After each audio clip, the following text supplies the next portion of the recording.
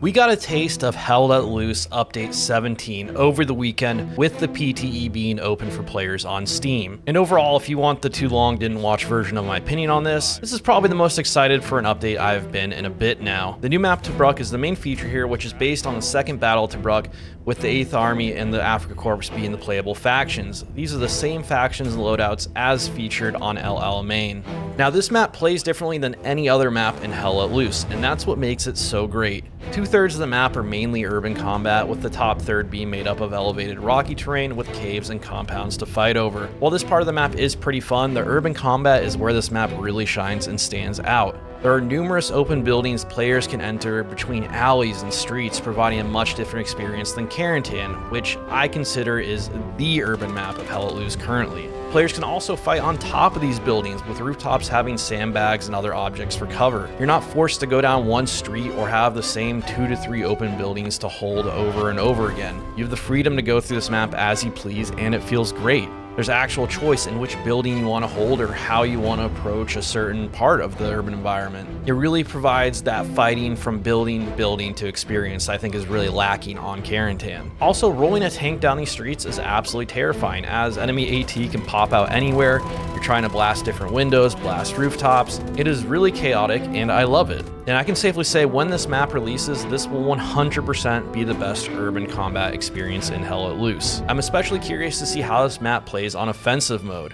Having 100 players being forced into the town part of this map, I think will have some really fantastic moments. And unfortunately, the PTE was only on Warfare, so I never really got to see this. And of course, with any new Hell Let Loose map, there will always be variants. I didn't see any night version, just a day and dawn here. And for some reason, the PTE servers only had the dawn version going, which of course has that more limited visibility with a little bit of a fog effect in there. Fortunately, on our event server, we did try out the day version, and it was much better looking and also way more fun to play. The color palette is great, a nice refreshing change from the rest of Hell Let Loose. All variants of this map have dynamic weather with a sandstorm that will gradually come in and out as the match goes on. This is similar to the blizzard on Elsenborn, but I think there's much more of a gameplay impact here. When the sandstorm picks up, you actually really can't see more than 50 meters out, and when you're in those close quarters section of the map, it really changes gameplay up. During our tank event, we noticed tanks really struggling to see each other in the thick of the sandstorm, giving tanks that were in trouble an escape route, or tanks that wanted a chance to rotate an opportunity to do so. It was really cool.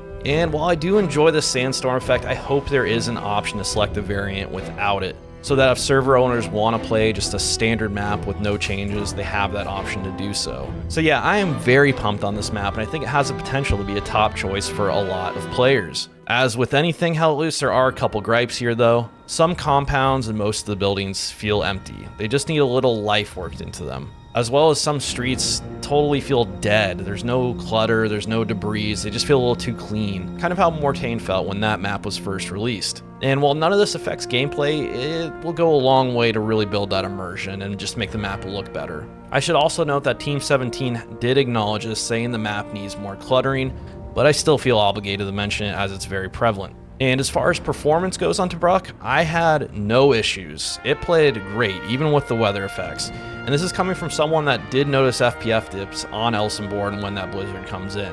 So it's great to see this map running a lot better for me. So while Tobruk is the main feature of Update 17, we are also getting some other changes to the gameplay here. For example, structures built by engineers will now have different durability levels. They are categorized into 3 tiers of light, medium, and heavy. Upgrading these structures will increase durability, allowing various weapons to act differently against them.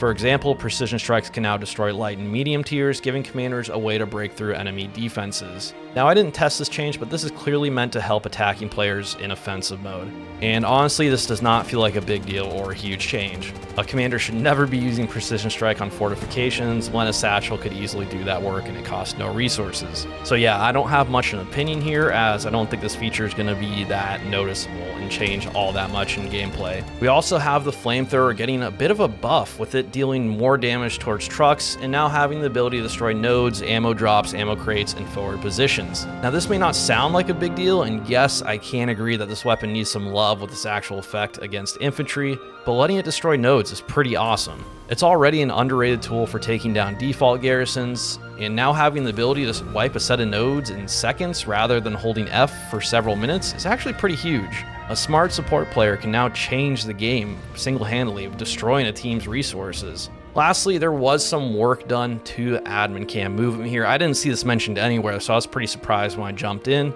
And I know this doesn't have effect on the vast majority of players, it's because they never touch admin cam, but this is a great change and very welcome for someone that makes content. It's much smoother, speeding up and down, and provides for a better viewing experience. I will say that this still needs to be dialed in a bit. It's really easy to go too fast and have your camera go flying off and out of control. But in a day and age when your game is mostly spread to new players through content, I think this is very important for the future of Hell Let Loose. So many potential players come across TikTok clips, YouTube shorts, and see admin cam and ask what this game is. So being able to provide better footage will honestly help this game grow. I know it sounds lame, but it's true. And that's really all we got to see in the Update 17 PT. I know it's not a lot, but Tobruk, again, is the main feature here. And over the years, I feel like lots of players have been asking for more urban combat in Hell Let Loose, and this includes myself. And after playing the PT, I feel like Tobruk delivers that kind of gameplay. There's still some much needed polish that has to be applied, but everything else about Tobruk is so promising it's hard not to be excited about it.